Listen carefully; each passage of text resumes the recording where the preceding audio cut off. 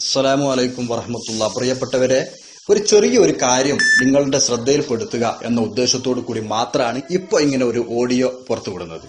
എന്താണെന്ന് ചോദിച്ചാൽ, ആദ്യം ഈ വിഷയങ്ങൾ മുഴുവനും ഞാൻ പ്രത്യേകിച്ചൊന്നും വേണ്ട, വിവാദങ്ങളിലേക്കൊന്നും പോകണ്ട എന്ന് കരുതിയിട്ട് എങ്ങനെ നിൽക്കാൻ തന്നെ. കാരണം എന്താ, ഇവരിങ്ങനെ ക്ലിപ്പാക്കി ആദ്യം നമ്മൾ എസ് കെയിലേക്ക്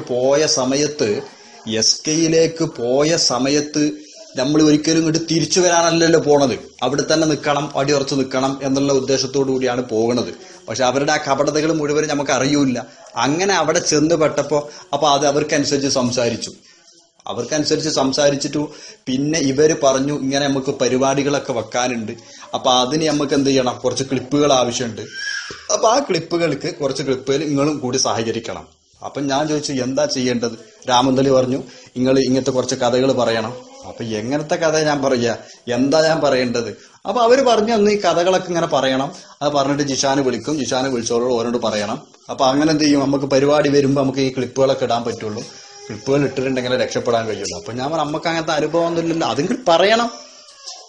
അനുഭവങ്ങളാണ് പറയുന്നല്ലേ, അതങ്ങനെ തന്നെ അല്ല, എല്ലാവരും ഉണ്ടാക്കിയാണ് പറഞ്ഞതല്ലേ. അങ്ങനെ രാമന്തളി ആദ്യം നിർദ്ദേശിച്ചു തന്നു. പിന്നെ അനുസരിച്ച് അവരുടെ ആ കഥക്കനുസരിച്ച് പിന്നെ നമ്മൾ പറഞ്ഞും ചെയ്തു. ജിഷാനെ വിളിച്ച സമയത്ത് നമ്മൾ പറഞ്ഞും ചെയ്തു. അപ്പൊ അങ്ങനെ കുറെ ക്ലിപ്പുകൾ ഇവൻ ഉണ്ടാക്കി വെച്ചിട്ടുണ്ട്. പിന്നെ നമുക്ക് ഇത് ഫുള്ള് കപടതകളായപ്പോ നമ്മൾ എന്ത് ചെയ്തു, അതിൽ നിന്നും മാറി. എന്തായാലും അങ്ങനെ ദുനിയാവിൽ ഇങ്ങനെ കുറെ കാലം ജീവിച്ചു പോയിട്ട് കാര്യമില്ലല്ലോ.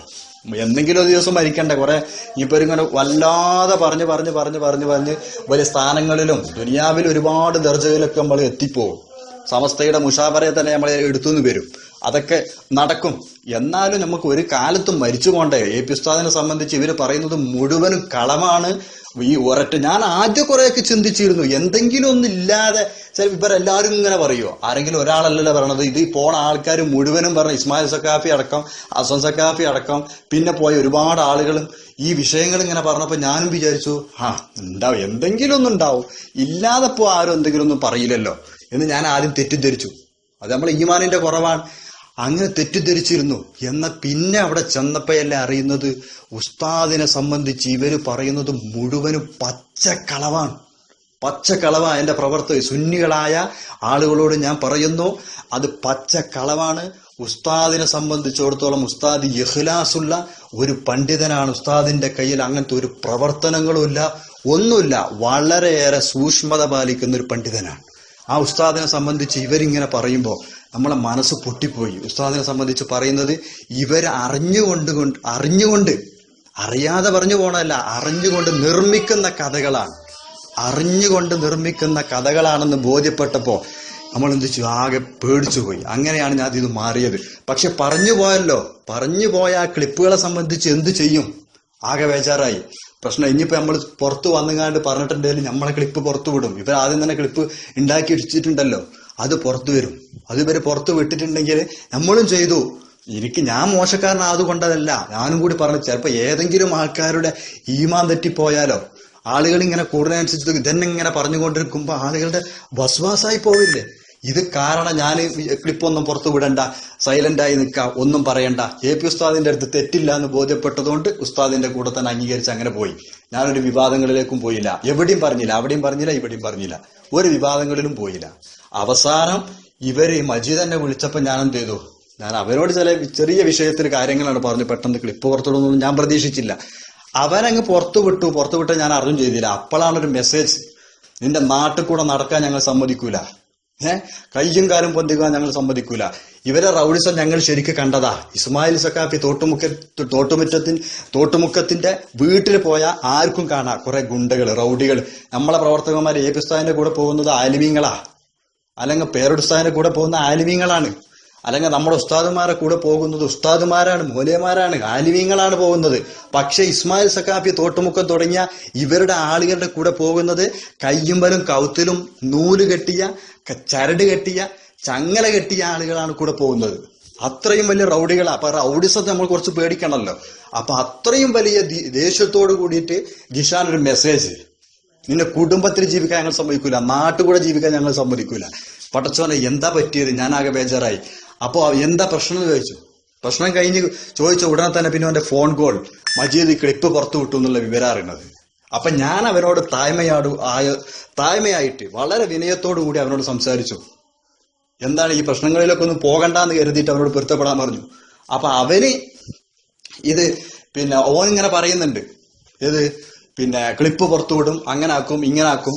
അപ്പൊ ഞാൻ അവിടെ പറഞ്ഞു പുറത്തു വിടുന്നതിന് കുഴപ്പമൊന്നുമില്ല, പുറത്തു വിടേണ്ടത് നമുക്ക് ഈ വിഷയങ്ങളൊക്കെ പറയേണ്ടി വരും, നമ്മൾ മോശക്കാരനാവും, എന്നാലും വേണ്ടിയില്ല അത് പറയേണ്ടി വരും, എനിക്കറിയാം. എന്നാ ഞാൻ അവിടെ പറഞ്ഞു പുറത്തു വിടുകയാണെങ്കിൽ പുറത്തു വിട്ടോ, പക്ഷെ എന്നാൽ നമ്മൾ വ്യക്തിപരമായിട്ട് പ്രശ്നങ്ങളൊന്നും വേണ്ടല്ലോ, ഒരു പൊരുത്തപ്പെട്ടാളെ.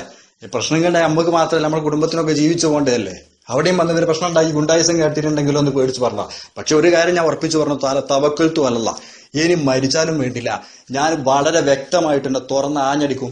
എന്ത് കാര്യം നിങ്ങൾ ചർച്ച ചെയ്തിട്ടുണ്ടോ പറഞ്ഞിട്ടുണ്ടോ, AP ഉസ്താദിനെതിരായിട്ട് ക്രൈം മാസികയിൽ വരെ ലേഖനം എഴുതാൻ വേണ്ടിയിട്ട് SKSF പൈസ കൊടുത്തു. വളരെ ഉളുപ്പില്ലാത്തൊരു വർഗം, മുസ്ലിങ്ങളാണെന്ന് പറയാൻ പോലും പറ്റൂല, അത്രയും വൃത്തികെട്ടൊരു വർഗം, ചേളാരി വർഗം. കാരണം ഞാൻ അത്രയും ദേഷ്യം പിടിക്കുകയാണ്. കാരണം കാഫിരീങ്ങളുടെ പത്രമായ ക്രൈം മാസികയിൽ ഒരു മുസ്ലിം പണ്ഡിതനെ സംബന്ധിച്ച് ഇത്രയും വൃത്തികെട്ട ലേഖനം എഴുതാൻ ഉളുപ്പില്ലാതെ പൈസ കൊടുത്തൊരു സംഘടന. എനിക്ക് അത്രയും ദേഷ്യം പിടിക്കുന്നുണ്ട് ഇവരോട്. അത്രയും വൃത്തികെട്ടൊരു, ഞാൻ ഈ വഹാബികളെക്കാൾ ഉളുപ്പില്ലാത്തൊരു വിഭാഗം. ഞാൻ കൂടുതൽ ദേഷ്യം പിടിക്കുന്നുണ്ട്. ഇൻഷാ അല്ലാഹ് ഇനി ഞാൻ കൂടുതലൊന്നും പറയുന്നില്ല. ഏതായാലും നമ്മൾ സുന്നി പ്രവർത്തകന്മാരാരും ഈ SK വിഭാഗത്തിന്റെ, ഈ ജിഷാൻ രാമന്തലി പോലുള്ള കപടന്മാരുടെ തനി നിറം നമ്മൾക്കൊക്കെ കണ്ടറിയണം. അതാരും നമ്മൾ പെട്ടുപോയത്. ഇൻഷാ അല്ലാഹ് അള്ളാഹു നമ്മുടെ ഉസ്താദിന്, AP ഉസ്താദിന് അള്ളാഹു ആഫിയത്തുള്ള ദീർഘായുസ് കൊടുക്കട്ടെ. ഉസ്താദ് എല്ലാവിധ ഷെറുകളും ഈ മുസീബത്തുകളിൽ നിന്ന് SKSSFന്റെ ഇവര് എന്ത് കളിച്ചാലും ഉസ്താദിനൊന്നും പറ്റും. ഉസ്താദിന്റെ ദർജ ഉയർത്തി അള്ളാഹു ഉയർത്തി കൊടുക്കുകയാണ്. അതിൽ എന്താ അസൂയാട്ടിട്ട് ഇത് കാട്ടിട്ട് ഒരു കാര്യമില്ല. അള്ളാഹു നമ്മുടെ കരളിന്റെ കഷ്ണമായ AP ഉസ്താദ് അള്ളാഹു ആഫിയത്തുള്ള ദീർഘായുസ് നൽകട്ടെ.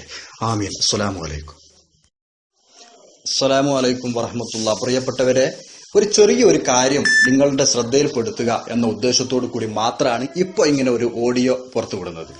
എന്താന്ന് ചോദിച്ചാൽ, ആദ്യം ഈ വിഷയങ്ങൾ മുഴുവനും ഞാൻ പ്രത്യേകിച്ചൊന്നും വേണ്ട, വിവാദങ്ങളിലേക്കൊന്നും പോകണ്ട എന്ന് കരുതിയിട്ട് എങ്ങനെ നിൽക്കാൻ തന്നെ കാരണം എന്താ, ഇവരിങ്ങനെ ക്ലിപ്പാക്കി ആദ്യം